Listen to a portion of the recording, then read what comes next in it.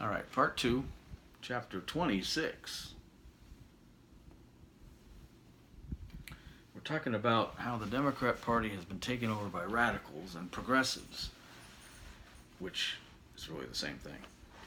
There is no room for moderation in their party. There's no room for any blue dogs or conservative-minded, on any issue, Democrats. And so the party of the Democrat Party is filled now with complete radical left-wingers. That's all they want. They cleaned out all the rest.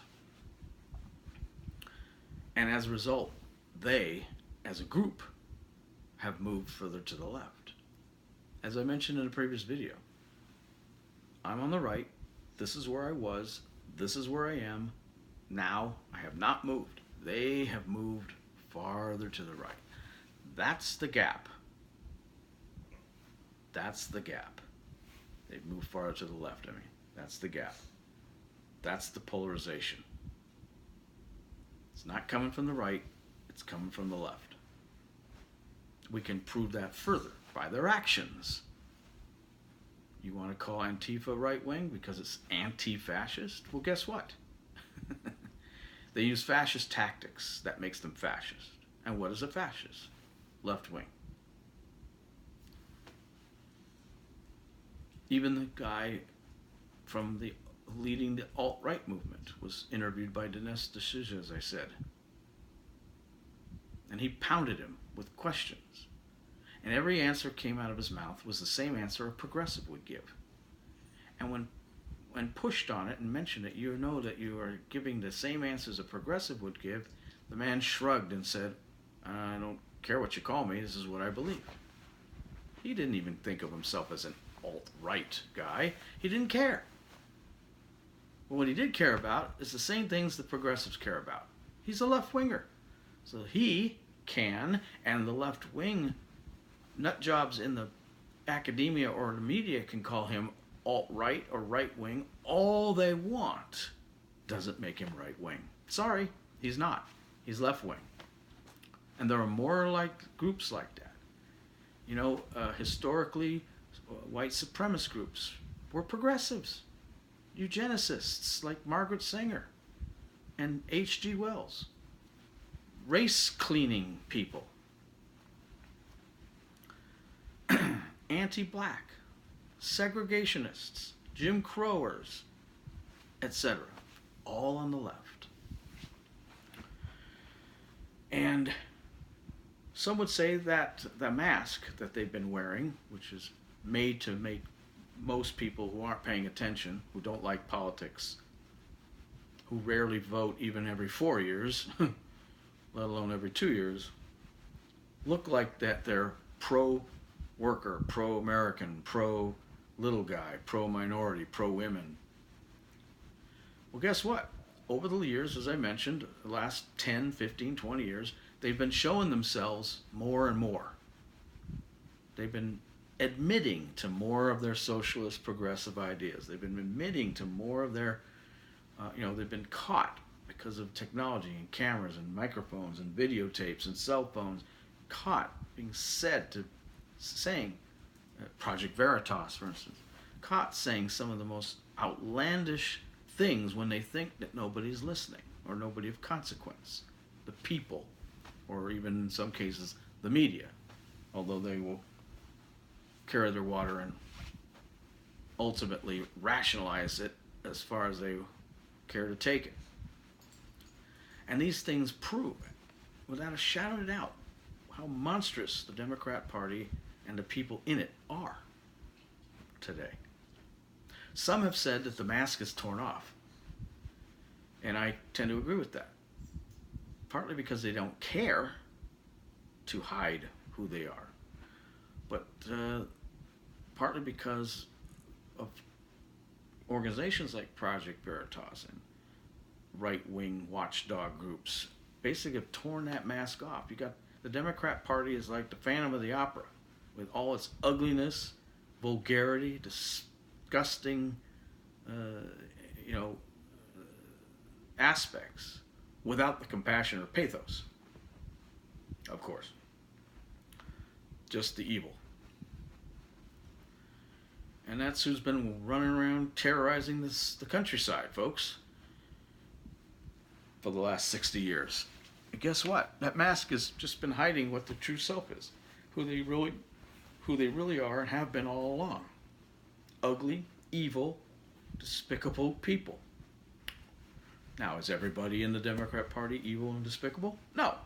Some people don't recognize the evil. Some people are too ignorant. Some people go like this and like this, la la la la la. Some people don't care.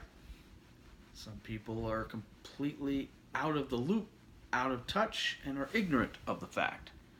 But there is a large group of them who are engaged and rationalize this behavior and this thought process and this groupthink and everything else that goes along with being a progressive on a regular daily basis. And some of them do it blindly, stupidly, because they have nothing else. They can't think on their own. And the Democrats love lemmings. They love sheeple. But many of them are actually understanding the evil they're doing. They may rationalize it to themselves that it's not evil or destructive, but it is. And they're the worst of the worst. You know, the old idea of what's worse, someone who does bad and knows it, or someone who does bad ignorantly. One is evil, one is just doing bad. So, what does that mean? What does that leave? Where does that leave us?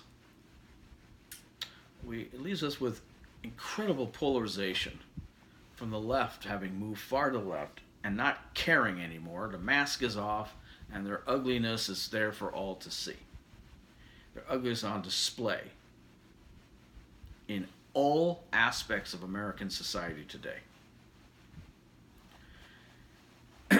And now we take that, knowing that, understanding that, recognizing that, and we look at the last 60 years. And now things make sense. Now the actions of a party that once had a mask on, that was supposedly so benevolent, despite the things they offered and the ideas they put out and the actions that they took, which were incongruous to one another. Now it all makes sense. I contend that these actions, the true nature of the Democrat Party and the progressives and liberals in this country, once they got a hold of the country, or the culture, once they took it over in the early 60s, mid-60s, have done nothing but, almost virtually nothing, but things that were demonstrably bad for our country. And like the anonymous old proverb of the path to hell is paved with good intentions, they have left destruction in their wake. And that is the point behind this video today. Destruction in their wake. The Democrats have destroyed virtually everything they've ever touched since the late 50s. Really, they've destroyed things all along, but I mean, it has been a gradual increase once they took over the culture.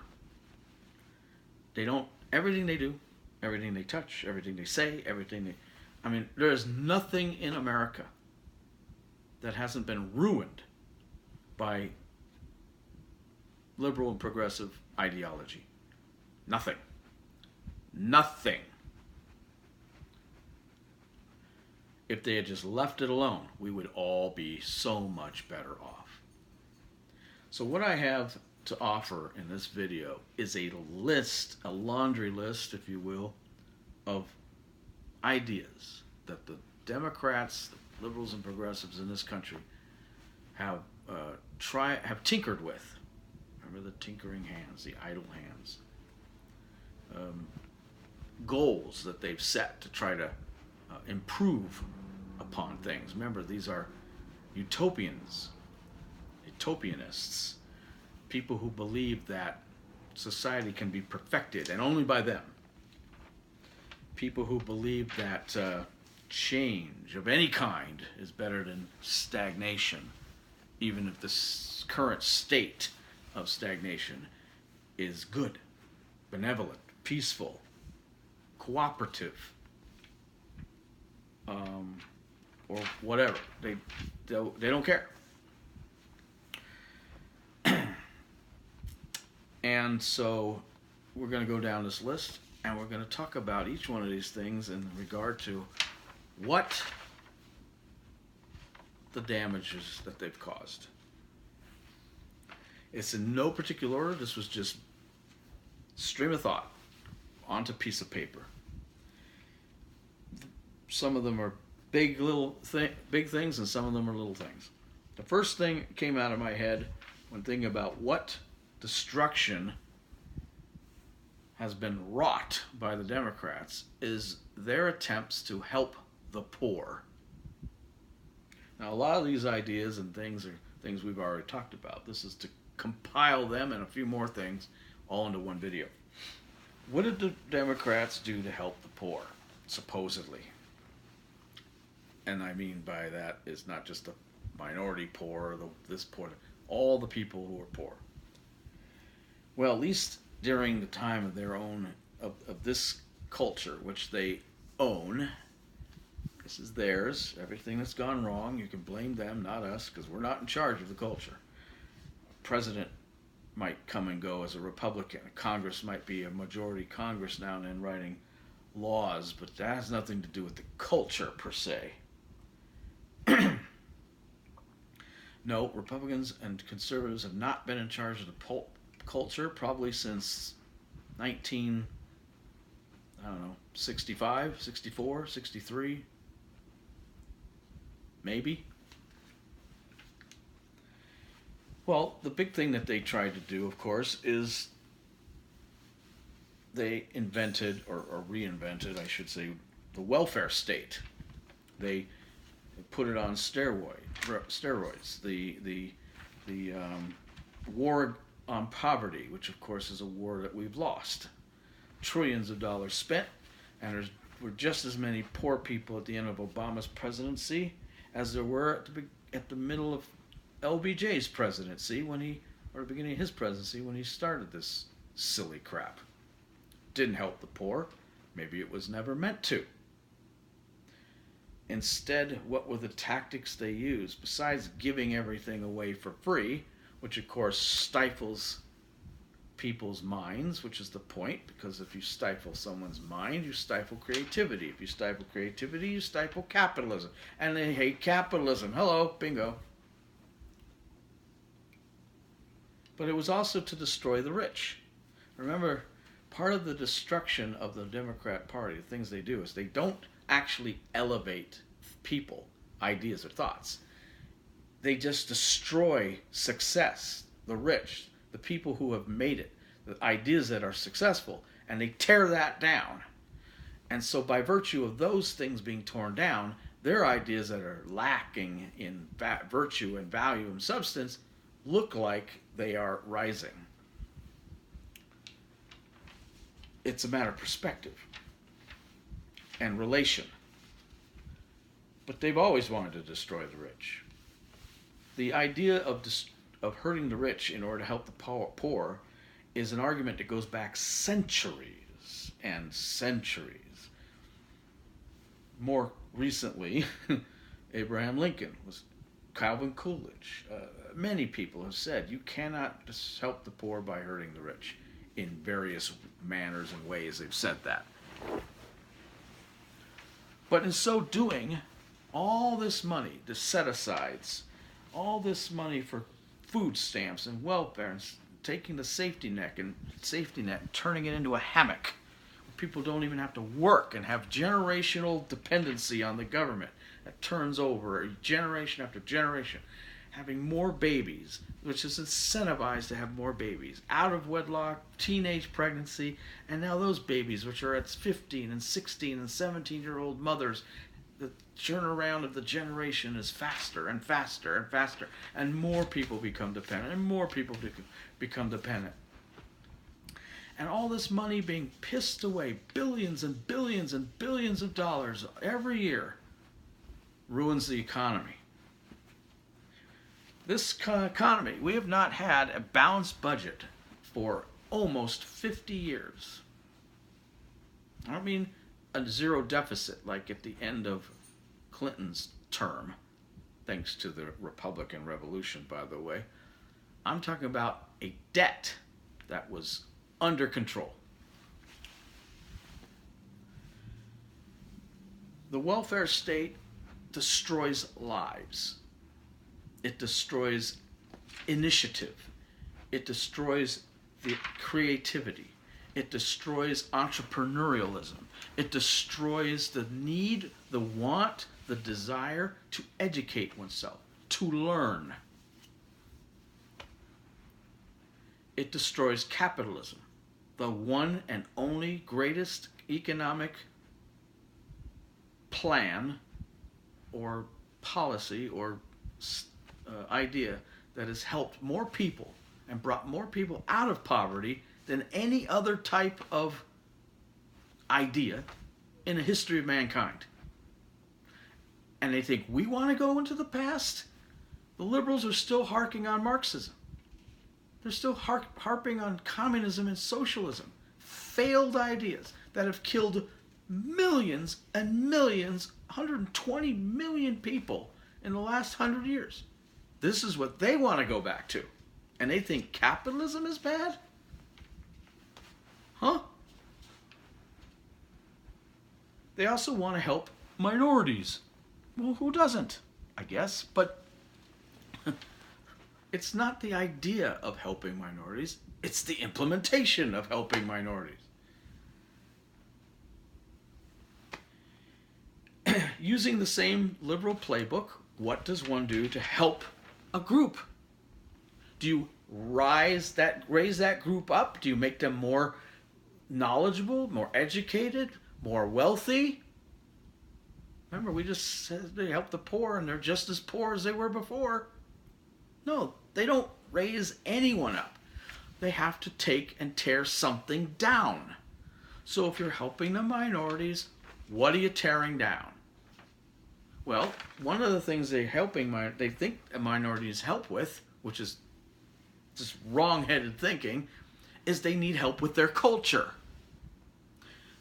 Whether it's a black culture, a Hispanic culture, a culture from any place on the earth that these people might have come from, and they are here now, and they are a minority by virtue of being from distant lands and different cultures and races and whatnot.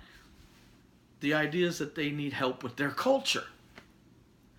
Well, we'll talk about the fallacy of helping a culture that's not American and what the destruction was in part 3. Hang with it.